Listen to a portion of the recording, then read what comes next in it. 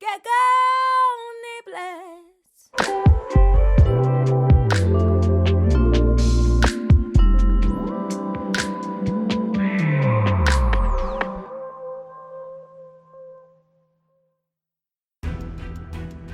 Bob Diggles is an extreme mime artist. In 2016, he mimed being attacked by a swarm of bees. In 2018, following a Twitter spat, he shadowboxed Amir Khan. And in 2020, he mimed escaping from a sealed container that had been dropped from a helicopter into the frozen waters of the Antarctic. All from his bedsit in Barnsley. And now, he aims to push the boundaries of his art beyond all sense and reason. For today, Bob Diggles is going to perform the most dangerous mime ever conceived. Today, he will earn his place in history alongside famous mime artists like Marcel Marceau and, well, there's probably another one. We're on a boat in some of the most shark-infested waters in the world, just off the coast of Australia. And in a few moments, Bob Diggles is going to jump into that water, protected only by miming that he's inside a shark cage. For the last few minutes, the crew have been throwing chunks of fish, or chum as it's known, into the water. It is now teeming with sharks. We can see fins circling close to the boat. Bob's been limbering up on deck and is now doing final checks on his scuba gear. Bob, how did you get the idea for this stunt? I got it from watching Jaws. I saw Robert Shaw get eaten by an enormous shark, and I thought, holy shit, Robert Shaw's been eaten by an enormous shark. But he hadn't been. Not really. It was just pretend. There was a clever move on the part of the film studio. Not being eaten alive almost certainly helps Robert Shaw get cast in other movies. Interesting theory, Bob. Well, you're looking in good shape. How long have you been in training for this? I've been pretending to train hard for the last 6 months. My schedule's been pretty gruelling. I'd get up at 6 a.m. every day, go to the gym, and I'm lifting weights for 2 hours. Then I go home and pretend to eat a 12-egg omelette. And supporting you today is Andy Timms, your agent, and your mother, Sandra. So, Andy, when did you first spot Bob's remarkable talent? When I first met Bob, he was at the end of his tether. He was suffering from depression. No, he was miming being pulled on a leash. It was very convincing. But this stunt, Andy, surely anyone would have to be crazy to attempt it. What do you think motivates your client? Well, much like his act, he's not all there. And how do you rate Bob's chances of survival? 10%. No, sorry, that's my fee. He's 100% going to die. But it'll be terrific viewing. We're syndicated worldwide. Can't lose, really. Well, I can't. And Sandra, how do you feel having a mime artist in the family? At first we were thrilled, naturally. As a teenager, whenever he'd get into a mood, he'd go into his room and pretend to listen to that heavy metal music. But he was very distant. You'd try to talk to him, and he'd just put up walls. You have to be supportive, though. The only thing worse than having a son who's a mime artist will be having one who's a failed mime artist. Mum, that's an unspeakable thing to say. So I won't speak. I'll just mime pained indignation. Well, that's just typical. No wonder you're on your own. You'll never get a wife until you get a real job. Women want nothing to do with mime artists.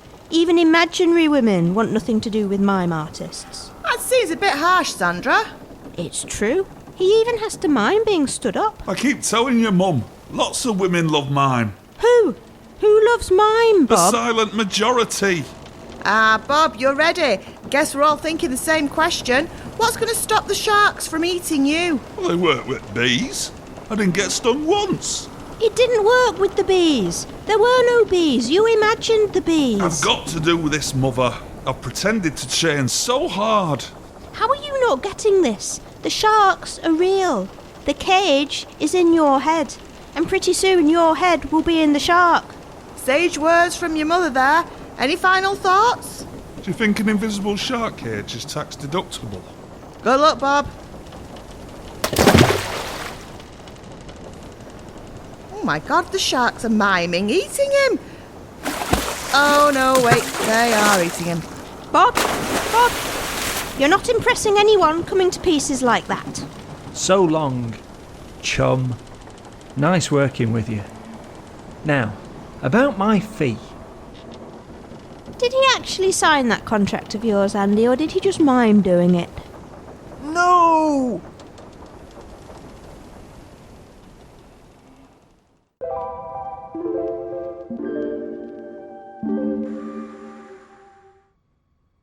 Snail mail isn't often associated with cutting-edge technology, but this is an impressive piece of kit. Brian, you're from the Royal Mail. What can you tell me about the new parcel delivery drone? Well, the Z45 boasts twin engines and a 10-metre wingspan, giving it a range of over 1,000 kilometres. It can carry 100 kilograms of parcels stored here, between the first-class letters and the Hellfire missiles. It's cost-effective and ideal for delivering parcels to remote areas. Can I back you up a moment there, Brian? Missiles? Oh, I wouldn't get hung up on minor technical details. What's important is the community benefit. But the missiles? We're talking seamless, uninterrupted service. These drones can fly unassisted, supplying small businesses, delivering parcels, and assessing multiple attack vectors, in all conditions. But does it need to do that? Postman Pat never mentioned attack vectors. Well, Mrs. Goggins probably handled that side of things. Look, Royal Mail know how frustrating it is to get one of those "sorry we missed you" cards through.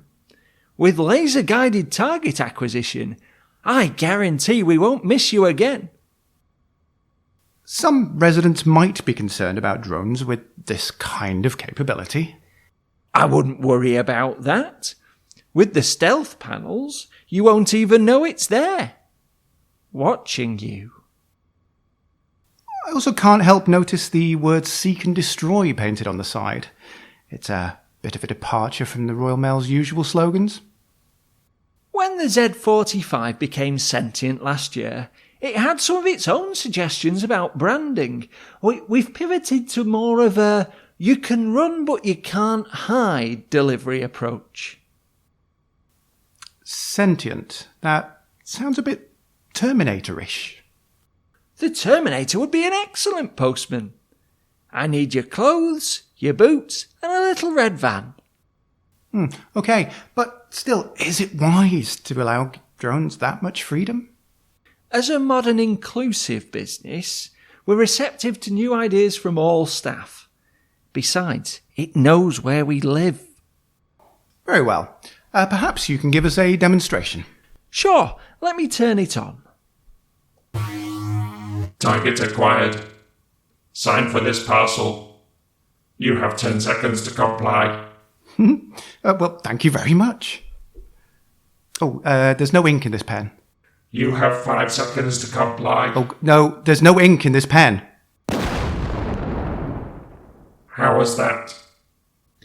Oh, first class.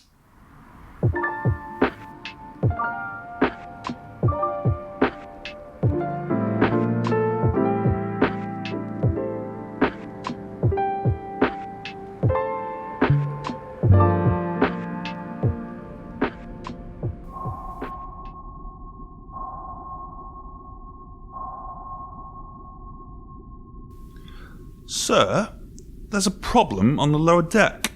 Have we taken damage? Is the hull losing integrity? No hull breach, but Navigation systems fully operational? we're still on course, sir, but Goodness. For a moment I thought we'd ended up in an Olympic pool again. Still not sure how that happened. easily done, Captain. Someone yelled "dive, dive," and the navigator got his wires crossed. Well, even so, the Admiralty were most upset. And Michael Phelps was furious. Don't remind me, I had to crawl for that apology, front and back. Thing is, sir, that low grumbling noise in the engine room, there's a cow down there. A cow? Carter? You want to see me, Captain? What is the number one rule of submarines? What is the thing they teach you at the academy? The very first thing. Day 1, class 1, lesson 1. For one, don't open the door to cold callers. And no livestock on board? Correct. And can you remember why that is? The manure, Captain. Right again, the manure. The thing with mucking out a farm animal is that you need an out to shovel the muck into. Otherwise, you're not mucking out, are you? You're mucking around, mucking about, Aye, Captain? Never mind, McTavish. There's a reason the expression is happy as a pig in shit and not happy as an admiral slipping about knee-deep in fetid cow manure. To be fair, I have packed most of it into the torpedo tubes. Did it not occur to you that we might actually need the torpedo tubes? What are we going to do if the enemy attacks, Carter? Fart at them? Unleash a bubbly torrent of cow effluent like squid ink? It might work. Element of surprise, sir. They've got sonar. Do you really think they won't spot us lurking around in a cloud of Daisy's mucky business? Why on earth did you bring her on board? There are lives at stake. Don't say the S word in front of Daisy. I couldn't leave her behind. We're family. Family? Turns out I'm her calf brother. Besides, I couldn't leave her. She was heartbroken. She was blue, cut up, butchered. We didn't even want to be here. We thought this was a cruise liner. We're part of a tribute act. The cow sings. Voulez-vous? Aha. I should not have asked. There's usually another singer too. We're called Abattoir. I could have you hung for treason. Just for that pun. Look, I won't mince my words. She's got to go. She's already gone, sir. She got past you. What puzzles me is how the blazes did you manage to get her through the hatch? Trade secret. Trade? Which trade? Deep-sea farmer? Underwater milkman? Suffice to say, I had to grease her up with a lot of butter. I don't believe this. This is utterly irresponsible. Do you know how much methane a cow produces? I could Google it. I don't want you to Google it. It's a lot. A fact you might surmise from the entire submarine reeking of cow farts, compounded somewhat by the fact that we cannot open the bleeding windows. Sure, take him away and confine him to his quarters. Right away, Captain. In here, you. I'll pretend I didn't hear that. It's for the best, Captain. Omelette?